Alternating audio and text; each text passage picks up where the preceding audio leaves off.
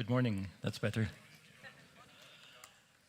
So welcome to the second in our series called Reconnecting. DJ introduced the series last week talking about the epidemic or pandemic of loneliness that's become part of our society. And he highlighted the fact that, was it 1 in 3 are really lonely, 1 in 6 have some level of loneliness. And basically we know as Christians that the scriptures have something profound and relevant to say to us about how we connect with each other. Whether it's as spouses, as family, as friends, as co-workers, as a community, the gospel has a lot to say about how we can connect with God and connect with each other. So it's always a good idea as Christians to look to what Jesus did. Jesus was probably the connector par excellence. He could connect with anyone, anywhere, at any level of society, at any time, and say just the right thing.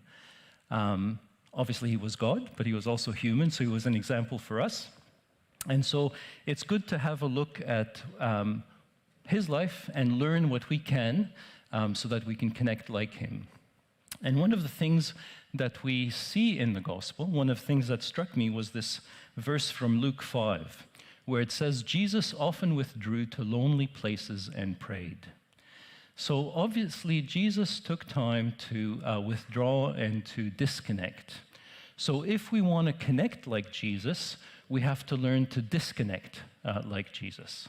And we'll have a look at what Jesus had to disconnect from. But for us, disconnecting in large part has to do with social media. And so we've titled the second one in the series, Reconnecting Offline. Now, I'm not sure I'm really the best person to talk about social media because I don't even have a Facebook account. I've never tweeted or Twittered or TikToked or Instagrammed anything in my life.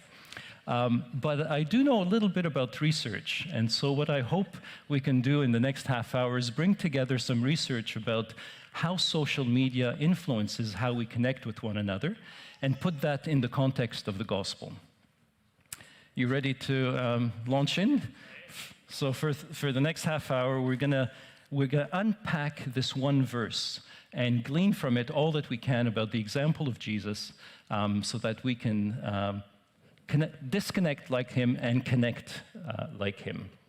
So that one verse, Luke tells us, Jesus withdrew.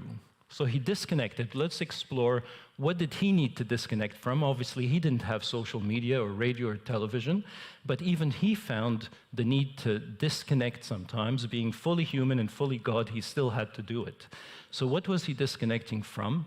And what stops us from disconnecting that way? It says he often withdrew, so it was obviously a habit of Jesus. So when Jesus develops habits, there's something instructive there for us to follow. He often withdrew to lonely places, and I want to explore that a little bit because the Greek word for lonely place is eremos, and it has two meanings. One of them is uninhabited, so no human contact, free of people, but the other meaning is uncultivated. This idea of sort of untouched by human hands. So being out in nature, out in the wilderness. So we'll explore those two aspects of lonely places. And it tells us he often withdrew to lonely places and prayed. Now we could do a whole series on prayer, but I want to focus today on just one aspect of prayer, which is resting in God and listening, which I think is part of what Jesus must have done during those times. So let's get started. We said Jesus didn't have social media, so what did he disconnect from? Well, the answer is in Mark 6. He tells us because so many people were coming and going that they did not even have a chance to eat, he said to them, meaning his disciples, "Come with me by yourselves to a quiet place and get some rest." So it's clear he was disconnecting from people. And people haven't changed in 2,000 years. People can be quite irritating sometimes and great sometimes. True. So Jesus I won't go there.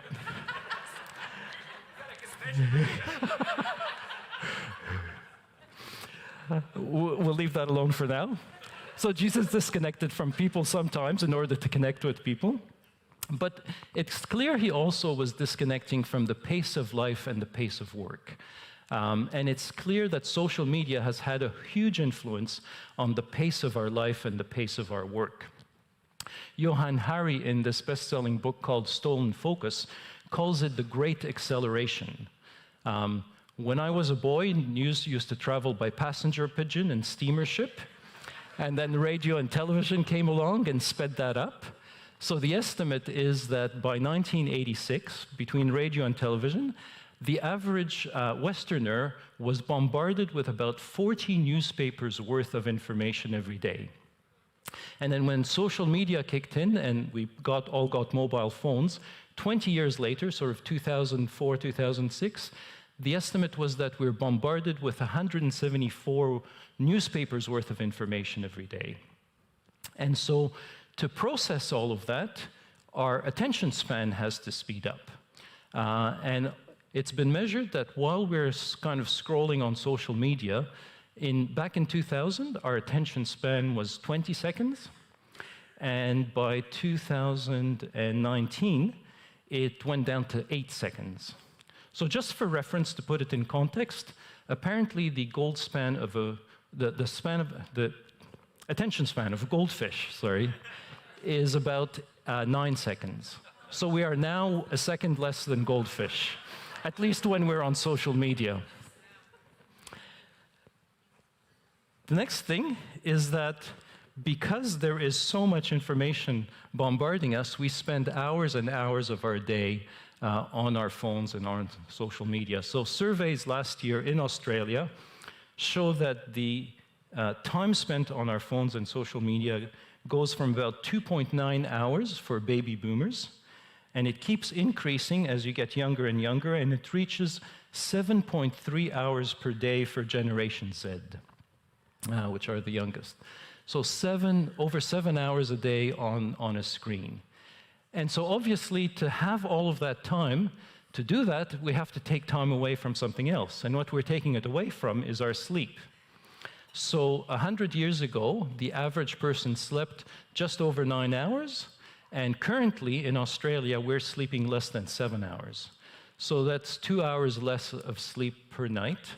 Now, maybe that doesn't sound too bad. 7 hours, almost 7 hours, is not too bad to sleep, but the problem is, the way our bodies are wired, REM sleep, which is rapid eye movement sleep, which is the deepest sleep where our brains are restored and all the wastes are cleared away, 80% of our REM sleep happens in the last 20% of our sleep time. So as we shorten our sleep, we are disproportionately shortening the amount of REM sleep that we have. And so that restful sleep, that deep sleep, is what we miss out on the most. And it's a bit of a vicious circle because we are on our phones right until the time we sleep. It's been shown in studies that the blue light, in particular from our screens, stimulates our pineal gland. And the pineal gland is the master gland in our brain that sets our day-night sleeping cycle, our circadian cycle. And so the blue light on our phones tricks our pineal gland into thinking it's daylight, and it's even harder to sleep. So if you're a person that kind of goes to bed with your phone and wakes up to the phone, maybe have a think about that again. So if Jesus, being fully God and fully human, needed to disconnect sometimes, and the pace of life is such that it's even more accelerated now, how much more do we need to disconnect for our health? So why is it that we find it so hard to disconnect? We are glued to our phones so much. Is it an addiction? Well, it turns out surveys show that 66% of adults feel anxious if they lose connection with their mobile phone. And we've even had to coin this term, nomophobia, no mobile phobia. It's actually in the Oxford Dictionary. So if we feel addicted, it's not an accident, it's by design. So all of these social media platforms have a business model where in order for us to access them for free, they have to get their money from somewhere else. So what they've monetized is our attention. If they can grab and hold our attention and sell it on to advertisers, they make more money. And so in grabbing and holding our attention, they pull out every trick in the psychological playbook. And these are powerful things. So I just want to go through three tricks in the psychological playbook that these platforms use. One is the dopamine hit. And dopamine is the neurotransmitter in our brain that is involved in addictions. So if you think about gambling addiction, smoking, alcohol, illicit drugs, even legal drugs like chocolate, which is my personal favorite, the little hit that you get is the dopamine. So every time you get your little drug, you get the dopamine hit, and it gives you that sense of well-being, approval, affirmation. It's a very powerful psychological circuit. And so what the platforms have done is turn us from passive consumers of information into active. So when we used to watch the news on TV and radio, that was a pretty passive thing.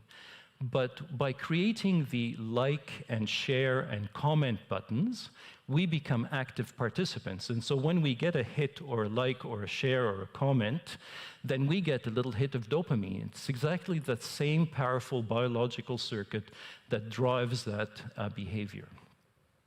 The second trick they use is the infinite scroll. Now, I didn't know what this was before this talk, but again, most of you probably remember the days when you looked up information on the internet, you would get an electronic page that looked very much like a printed page, and you just scanned through pages. Now, all you get is this continuous feed that is replenished all the time, and you keep scrolling and scrolling, and you never get to the bottom of a page. That is what is called the infinite scroll. And the software engineer that invented it in 2006 actually regrets his invention. He thought it would give people a better experience online, but studies have shown that when you present the same information as an infinite scroll versus separate electronic pages, you end up spending 50% more time on social media than you would otherwise. And this is what he says about his own invention. It's as if social media companies are taking behavioral cocaine and just sprinkling it all over your interface. And that's the thing that keeps you coming back and back. The third trick they use to grab and hold our attention is to play on our desires. And we all know all of these platforms present beautiful holidays, beautiful restaurants, everybody else seems to be having this great life. And even though we know intellectually that that's the highlights of everybody else, subconsciously we end up comparing all of those beautiful things to the mundane and boring existence that we have. And subconsciously, we feel down. And in fact, the studies show that we are demonstrably more envious, more discontent, more anxious, and more depressed the more time we spend on social media. So we know at a rational level that these are just highlights of everybody else's life, and they're highly curated. But at an emotional level, it has the impact of making us feel discontent. And this was probably summarized best by Paul Mazur. So he was a partner at Lehman Brothers. Lehman Brothers is the global finance firm that was behind the GFC. But he said back in 1927 about the direction that the American economy needed to take. He said, "We must shift America from a needs to a desire culture.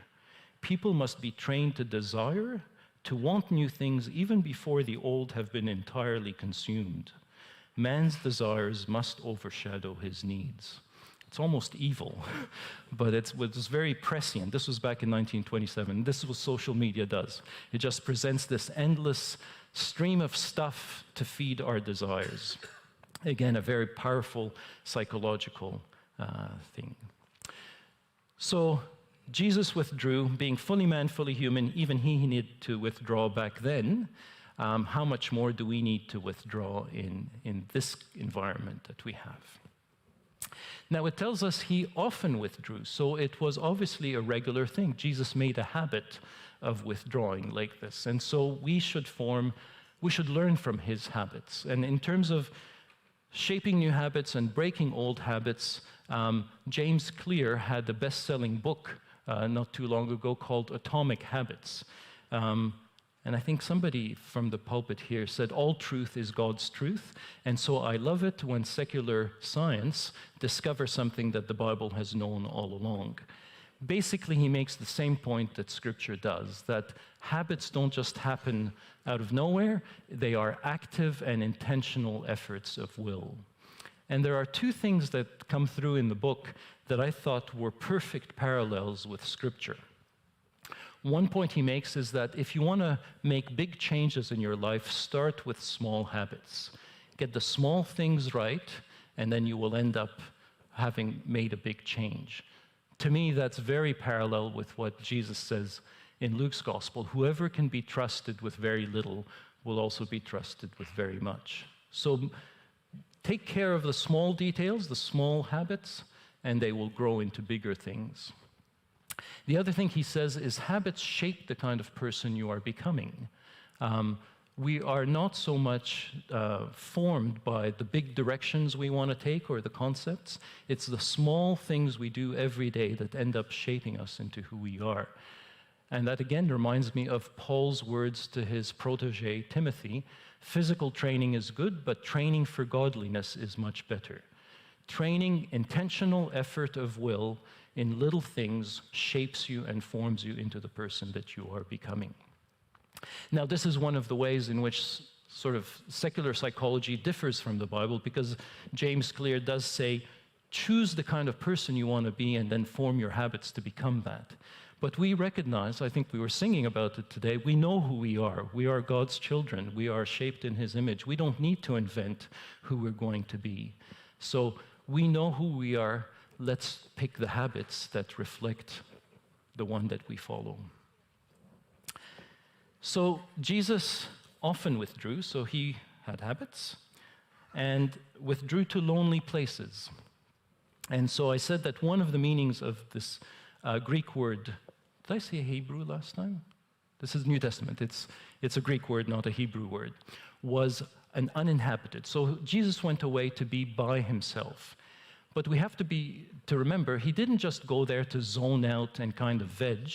He went out, he disconnected from the world in order to connect with his Father and to listen and to be present with him.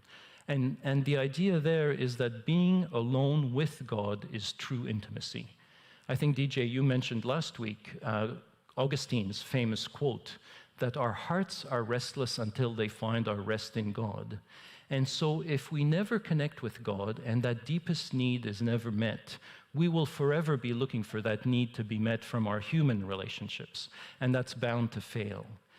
When we connect with God, then we are empowered and freed to then connect properly with our fellow man. And if we have that connection with God and we know that true intimacy, then we can always detect the counterfeit intimacy that social media offers us, because it does offer us a form of intimacy that is deeply unsatisfying. The surveys show that social media, Facebook users have over 300 friends, but at the same time, a quarter of them say they have 0 close friends. And this was nicely summarized in Craig Groeschel's book that I had up there before. One of the people he interviewed said, I had lots of friends, and then after Facebook, I was even able to connect with long-distance friends. But everyone is so busy now. I supposedly have over 300 friends, but last week I couldn't find one friend who could meet me for coffee. I've never felt so lonely in my entire life. That is the counterfeit intimacy that social media offers us. It can't be the only thing. Yes, it can be a tool to connecting with each other, but it can't replace actually connecting genuinely with another person.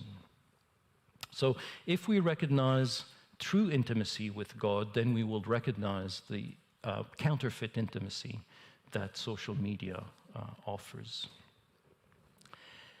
The second aspect of lonely was this uncultivated, being out in nature and being in the wilderness.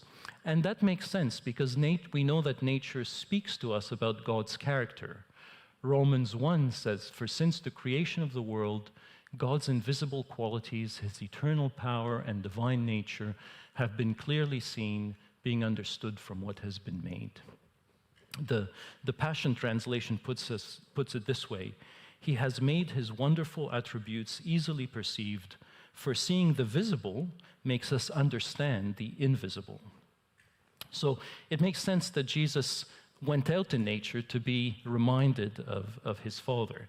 And it's clear that nature had a place in Jesus' heart because the images that he uses in his parables and his stories are disproportionately drawn from nature. So he talks about sheep, about shepherds, about water, about streams, about trees, and about flowers. So one of the most famous of these is the lilies. You know, why do you worry about clothes? Consider the lilies of the field, how they grow.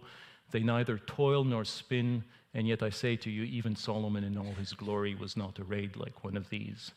If we have the eyes to see and the mind to understand, nature will teach us about God's presence. So just to take this example of lilies a bit further, this is a picture of an Australian native, a fringe lily. It's only about 30 centimeters high. It is this beautiful iridescent purple color, and it has these fringed petals that are really unusual. Those fringes take an awful lot of genetic blueprinting to get right. So all humans, all of us, have about 23,000 genes. Some flowers have up to 40,000 genes because they take so much care to design and to execute. And when they bloom, they last one day. So God goes to the trouble of creating something that has more genes than we do. It blooms for one day, and it's not just beautiful, it's also useful. So the Aboriginal Australians have recognized for tens of thousands of years that the roots of this are an edible tuber. So if God cares so much to make something that is tiny and lasts one day, how much more care will he show us? Did you like that little trivia? Well, let me put a plug in, because if that little bit of trivia instilled a bit of wonder in you, then there is a whole book, 2 books worth of that sort of thing. Bob and Evelyn, where are you guys? At the back there, just wave so people can know. Can I encourage you, Bob and Evelyn are a Newcastle couple that I've known for a long time who love nature and who love God. They have written 2 books to help you kind of discover both nature and God. They've set it up. Bob is an incredible photographer. So the book has a beautiful picture on one side and a devotional on the other side to just awaken your wonder and your awe at what God has created. So the books will be on sale after the service. For $25, $10 of that is their own printing costs that they recover, but the rest they've actually contributed to our local missions. So it's their way of helping the churches of Newcastle do missions.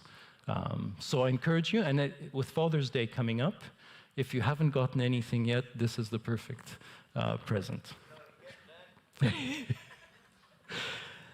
And Bob actually also, they love helping people to see God in nature, and so they are organizing a walk to Mount Royal, which is one of the best walks in the Hunter Valley.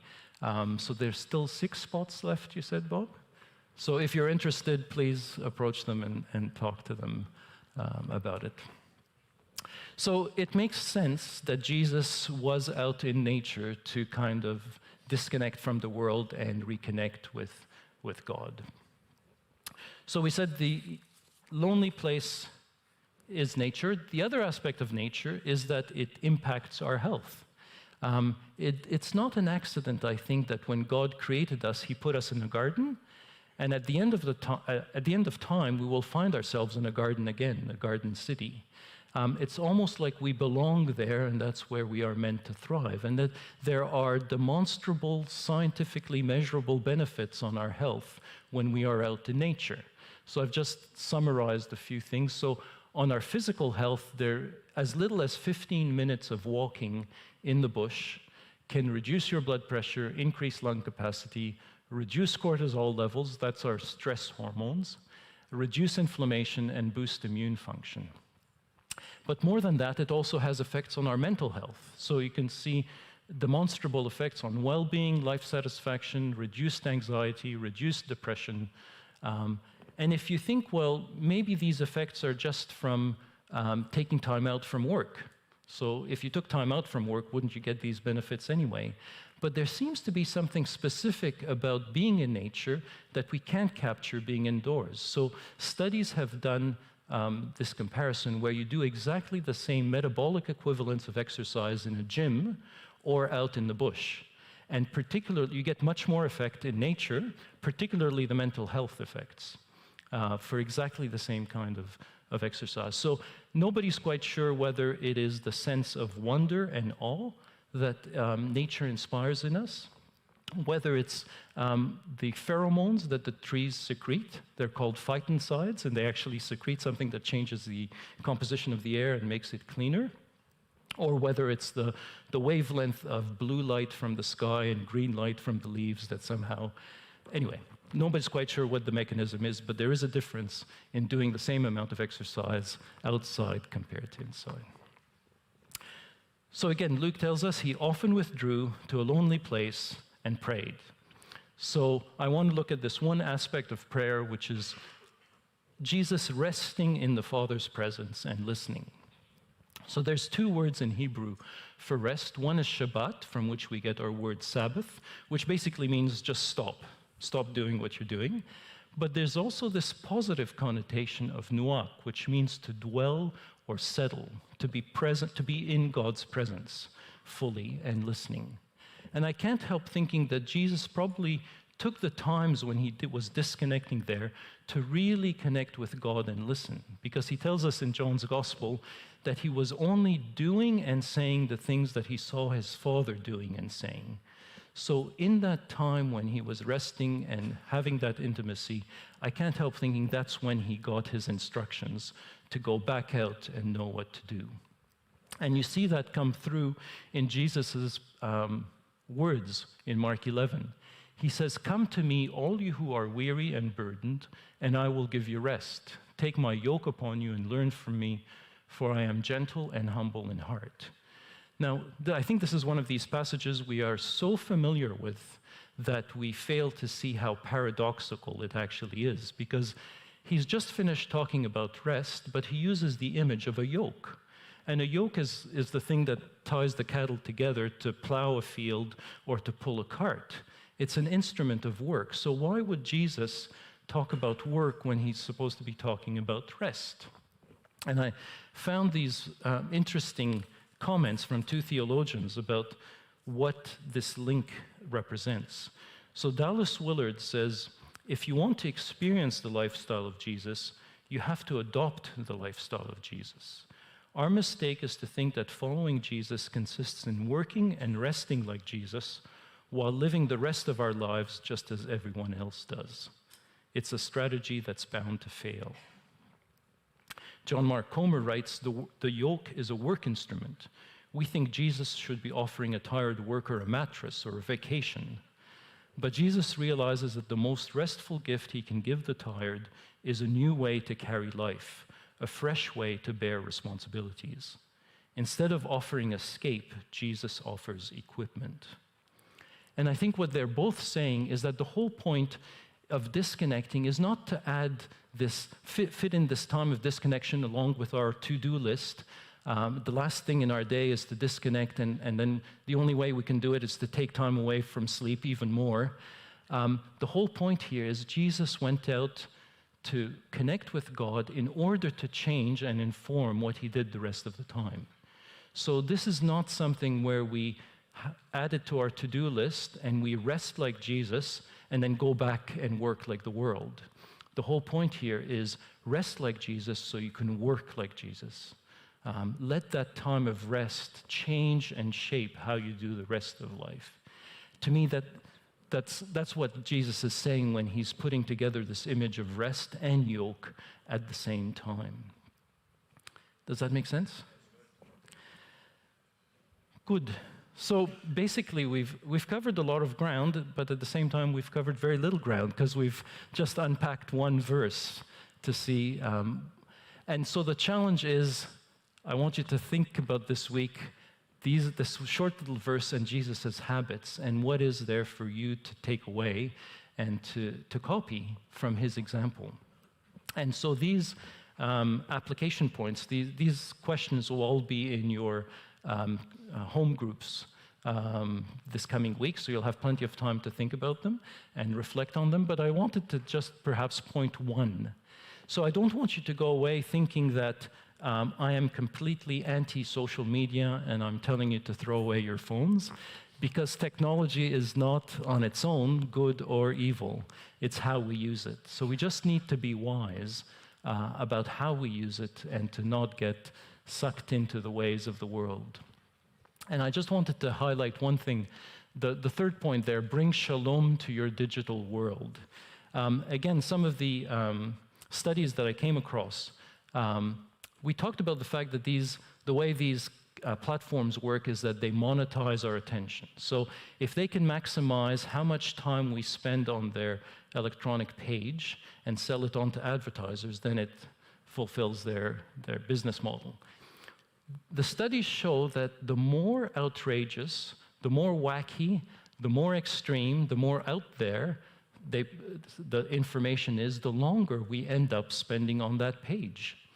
And so the feeds that we get in these infinite scrolls are not necessarily what is mainstream or what most people are looking at. It may be some of these extreme views that are so out there we can't help actually reading it and being outraged. But the point is, as long as they have our attention, they can sell it on. And so divisiveness sells.